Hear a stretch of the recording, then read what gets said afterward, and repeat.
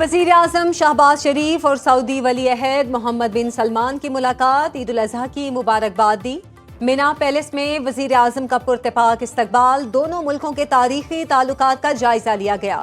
دو طرفہ تعلقات کو مزید وسعت دینے پر اتفاق، معاشی، سیکیورٹی اور دفاعی تعلقات پر تبادلہ خیال، علاقائی صورتحال اور امن استحکام کے لیے مشترکہ کوششوں کا اعادہ۔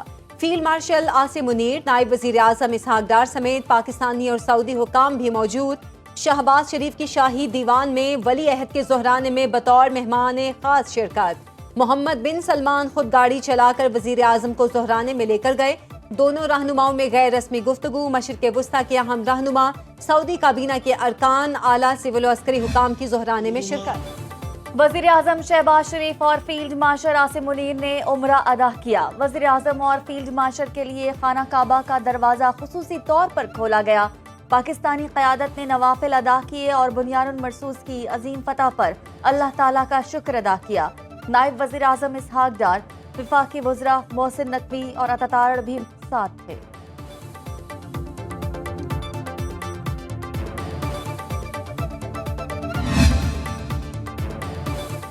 صدر ٹرمپ بھارت کو جامع مذاکرات کی میز پر لانے میں کردار ادا کریں، بلاول بھٹو کا اے ایف پی کو انٹرویو۔ کہا، صدر ٹرمپ نے حالیہ پاک بھارت بحران میں متحرک کردار ادا کیا۔ امریکی مدد نہ ہوتی تو جنگ بندی ممکن نہ تھی۔ امن مشن پر واشنگٹن میں موجود پاکستانی وفد کی امریکی ارکان کانگریس سے ملاقاتیں۔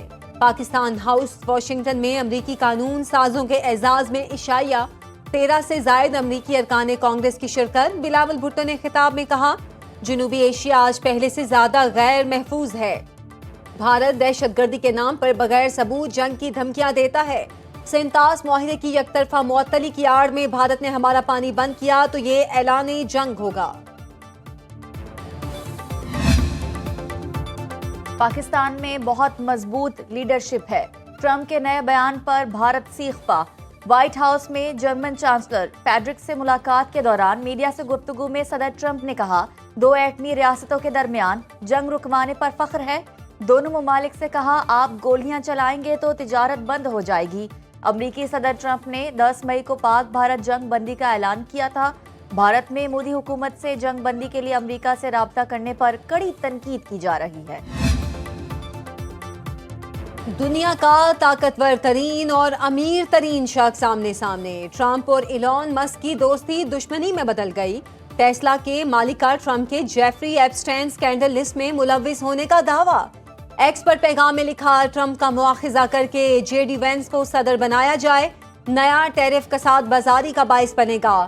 اپنے سرکاری معاہدوں کی منسوخی پر ڈریگن خلائی جہاز کی تیاری بند کرنے کی دھمکی، نئی سیاسی جماعت بنانے کے لیے ایکس پر رائے مانگ لی۔ ٹرمپ سے مخالفت پر ایلون مسک کی ٹیسلا کے شیئرز 14% تک گر گئے، کمپنی کو $150 ارب سے زائد کا نقصان۔ امریکی صدر ٹرمپ نے ایلون مسک کو پاگل قرار دے دیا۔ کہتے ہیں کہ ایلون کے خلاف ہونے پر کوئی اعتراض نہیں، ٹیکس کٹوتی بل کے بعد مخالفت شروع ہوئی۔ اگر بل منظور نہیں ہوتا تو ٹیکس میں 68% اضافہ ہوگا، چیزیں اس سے کہیں زیادہ خراب ہوں گی، میں نے یہ گڑبڑ پیدا نہیں کی۔ ایلون مسک ناسا کا سربراہ ڈیموکریٹ سے تعلق رکھنے والے کو لگانا چاہتے تھے۔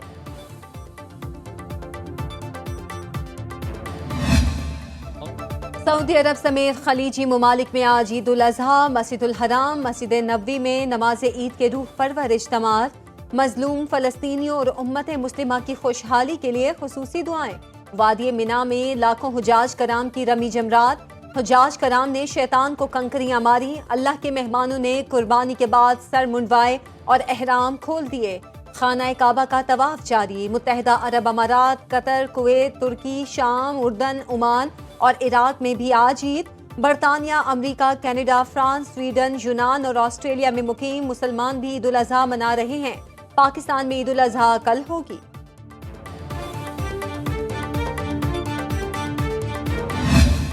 صدر نون لیگ نواز شریف نے لندن میں عید الاضحیٰ کی نماز ادا کی۔ میڈیا سے گفتگو میں پاکستان کے لیے ترقی اور خوشحالی کی دعا، کہا اللہ تعالیٰ پاکستانی عوام کو خوشیاں عطا فرمائے۔ پاکستان کی ترقی کے لیے جو کام ہو رہا ہے اللہ تعالیٰ اس میں اور برکت ڈالے۔ دنیا بھر کے مسلمانوں کو اللہ تعالیٰ خوشیاں نصیب فرمائے۔ نواز شریف نے قریبی دوستوں اور پارٹی کارکنان کو زہرانہ دیا۔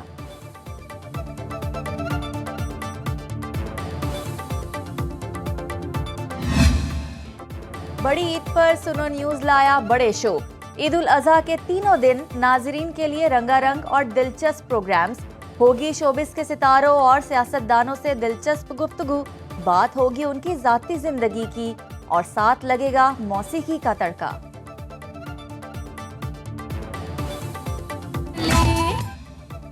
عید قرباں اپنوں کے ساتھ منانے کے لیے پردیسیوں کی گھروں کو واپسی جاری۔ کراچی، اسلام آباد اور لاہور سمیت بڑے شہروں کے بس اڈوں پر رش بڑھ گیا۔ مسافر ٹرانسپورٹر سے نالا، کہتے ہیں ایک تو ٹکٹ نہیں مل رہی ہے تو بہت مہنگی، اوور لوڈنگ بھی کی جا رہی ہے۔ وزیر اعلیٰ پنجاب مریم نواز کی زیادہ کرائے وصول کرنے والے ٹرانسپورٹرز کے خلاف کارروائی کا حکم۔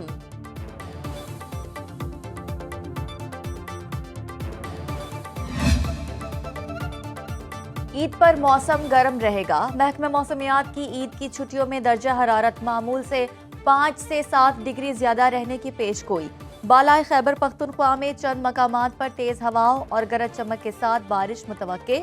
دیس، سوات، چترال، کوہستان، محمد خرم، خیبر اور گردونواح میں بادل برسنے کا امکان۔ آج ملک کے بیشتر علاقوں میں موسم شدید گرم اور خشک رہا۔ سبی میں درجہ حرارت 48، دادو 47، شہید بے نظیر آباد میں 45 ڈگری سینٹی گریڈ ریکارڈ۔ وفاقی دارالحکومت کا ٹیمپریچر 36 ڈگری رہا۔ کراچی میں موسم گرم اور مرطوب، پارہ 37 ڈگری سینٹی گریڈ تک جا پہنچا۔ وزیر مملکت برائے کرپٹو بلاک چین اور پاکستان کرپٹو کونسل کے CEO بلال بن ثاقب کی mayor New York Eric Adams سے ملاقات۔ بلال بن ثاقب نے نیو یارک کے کرپٹو میں کردار کو سراہا۔ وزیر مملکت کی ایرک ایڈمز کو ڈیجیٹل کرنسی میں مل کر کام کرنے کی پیشکش۔ میئر نیو یارک نے کہا، ہم نیو یارک کو لاہور تصور کرتے ہیں۔